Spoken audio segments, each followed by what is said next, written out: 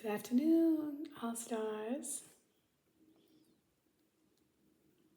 It's your girl, Major Star, and it's always amazing to be together. Yes, yes, yes, yes, yes. Want to do it, want to do it, want to do it. Anyways, knock it off.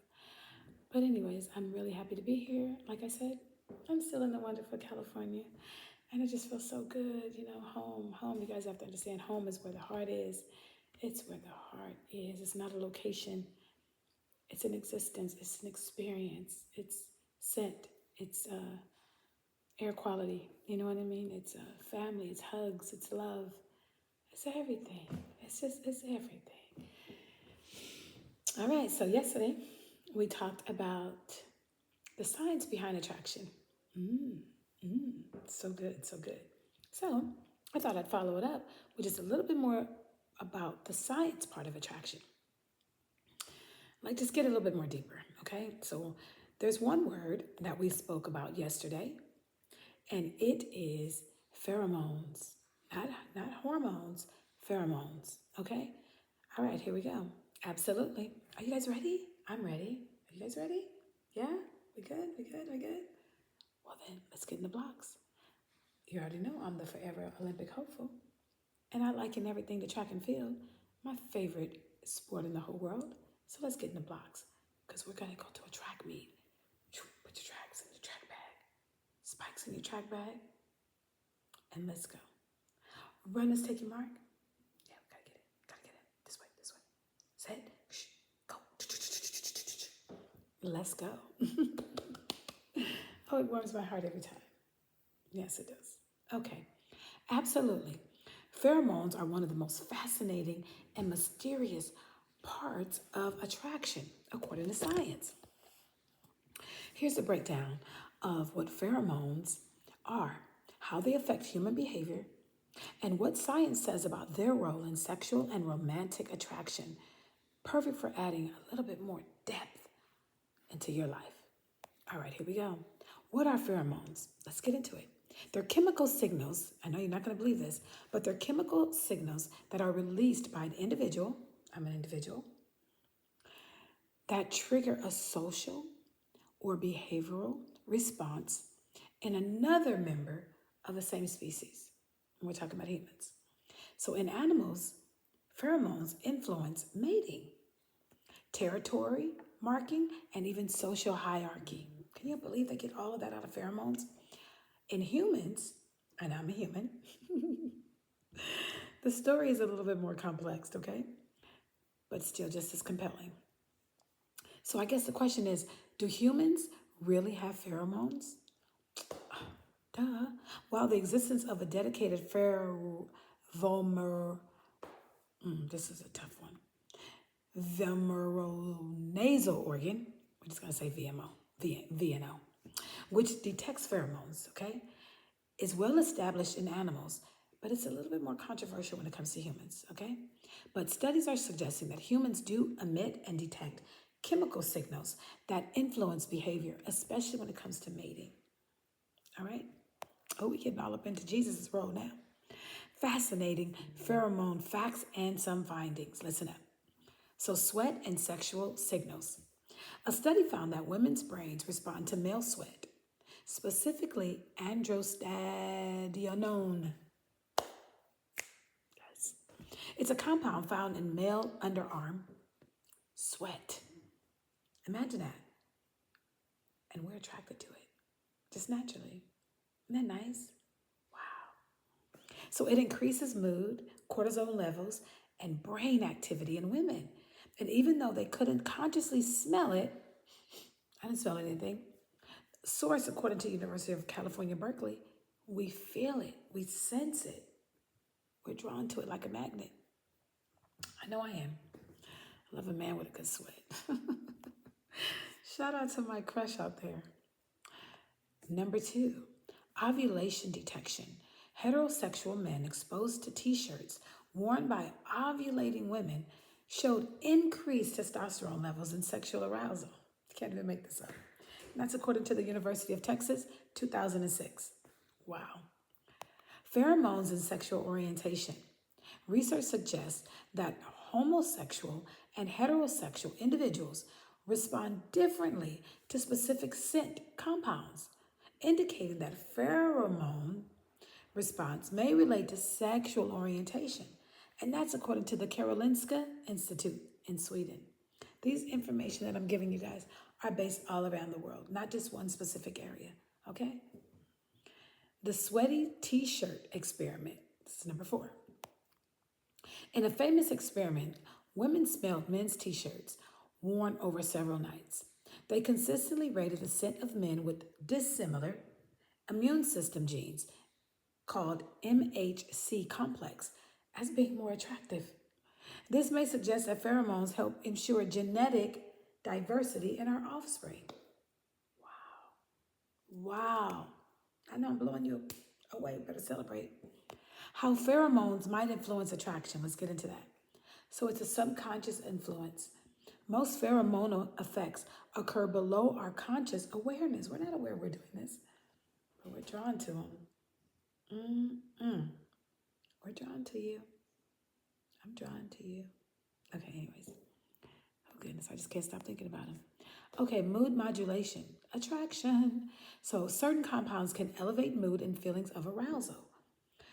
Mate selection, pheromones might act as biological cues about fertility, immunity, and genetic compatibility. Oh my goodness, that has to be my favorite one. Just drop the water bottle top. Now, let's get into the controversy and the consumer hype. There's still no conclusive evidence that synthetic pheromones, like those that you're going to find like in colognes or perfumes, or you know how everyone's trying to come up with that magic like smell good, attract the woman that you want to be with in life, right? There's some truth to it, but I'm not sure that the synthetic part of it is going to be able to rival the natural release of sweat. So the real world pheromone communication likely exists, just a little bit more subtly than we see in animals, okay? So pheromones are like silent matchmakers. They're scentless, invisible, chemical signals that may influence who we are drawn to, who we're attracted to, who we want to be around, who we want to mate with, who we want to marry, and who we want to kiss, okay?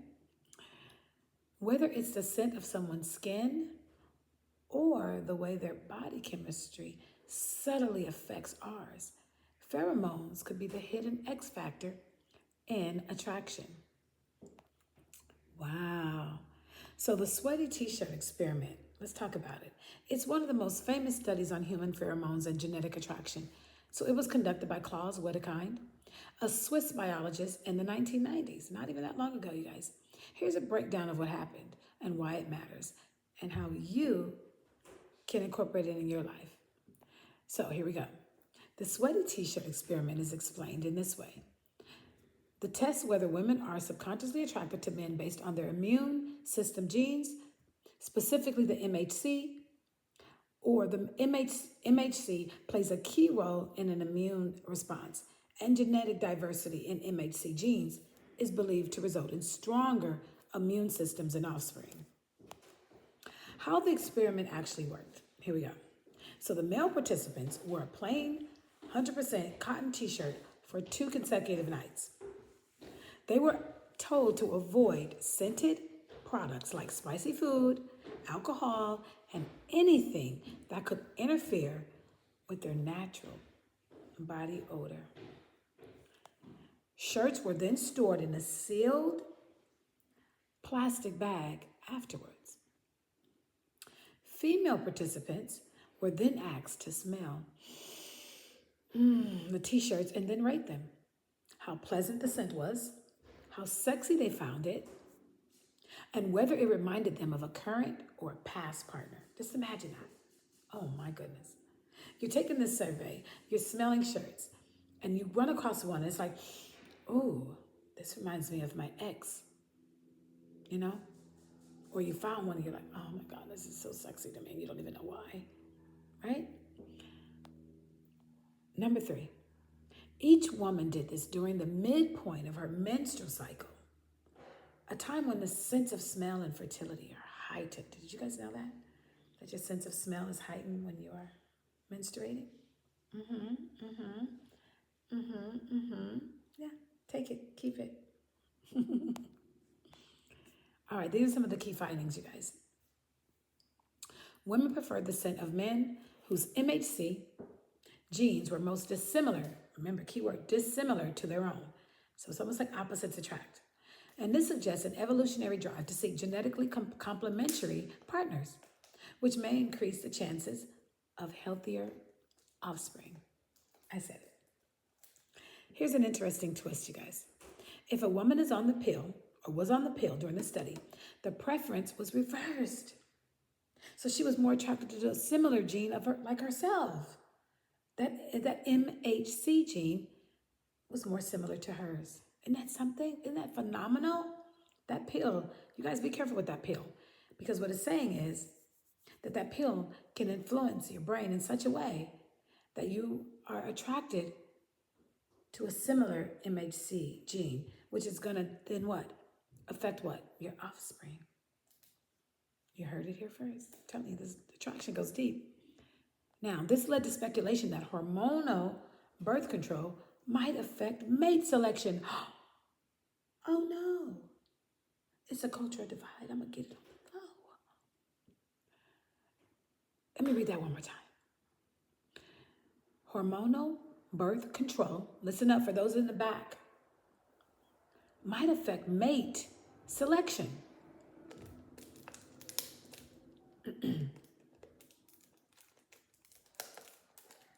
Oh boy. Oh boy.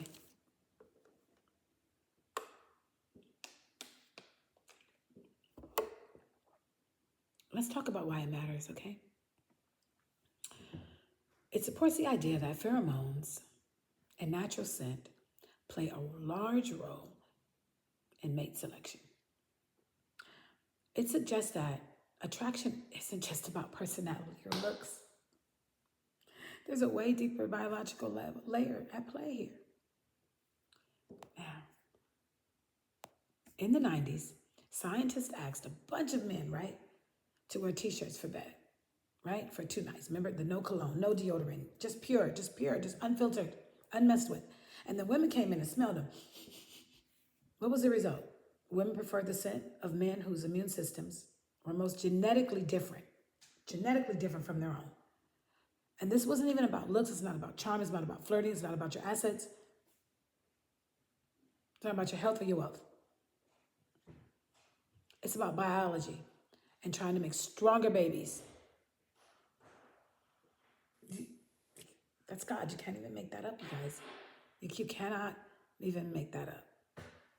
That's something that we're not even conscious of. We cannot even mess it up. We can't filter it. So be careful when you got people advertising synthetic pheromones. Let's get pheromones. So when you got people out there trying to interfere with God's natural selection, natural mating processes, be careful. I would just say be careful with that. Be careful, okay? Something to it. All right, here we go. Let's go natural versus synthetic pheromones since we're talking about it. What's the difference? Well, natural pheromones, we already know, is something naturally that's chemical balance in your body. The chemical signals your body already naturally produces, often through sweat, saliva, and other bodily secretions. They're unconscious. You don't even control them when you release them, so we have nothing on it. Individualized. Each person's scent is unique. I love that about myself.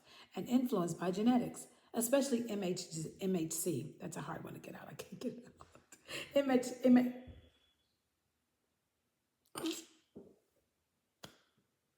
Especially MHC genes. Diet and health is a factor.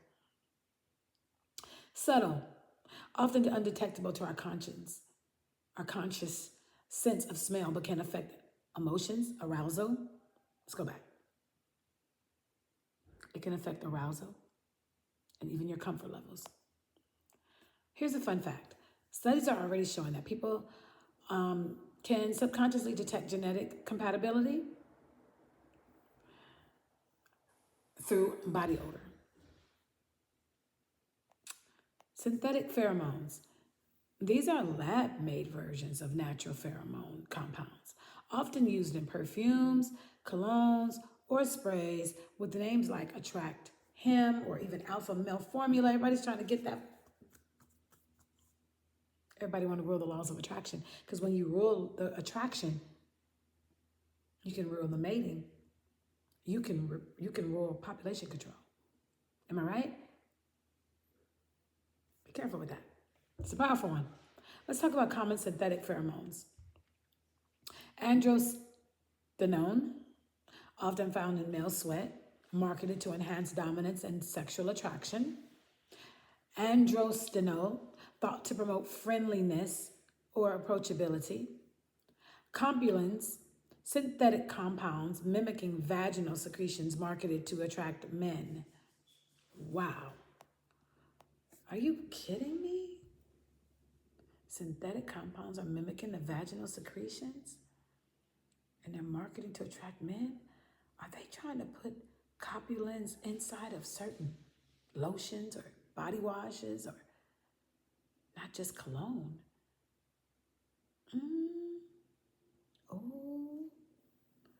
Oh, this is getting too deep for me. So let's think about it like this. Do synthetic pheromones really work? Well, the science on that is a little bit mixed. Let's get into it. Some studies are showing that slight increase in social attention or flirtation behavior. Okay. Others are finding no measurable effect. They can't figure it out. It's not going to work. It's not going to work. They're over it. Beyond what a good cologne or confidence boost already does. Okay. Placebo power. You know, the placebo effect. That's a little trickery thing. Is really real. If someone believes they're more attractive, they may behave that way. And that alone can improve social success. Natural pheromones are like your body's secret love language, silent, personal, and unique. Synthetic ones try to bottle that magic, but science says the results are unpredictable. Confidence may be the real chemical formula.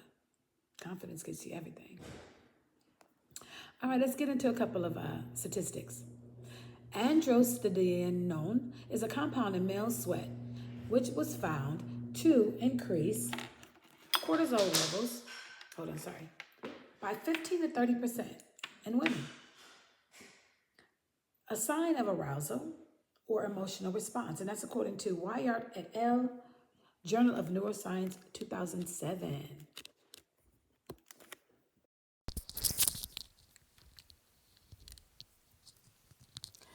Ovulation and attraction.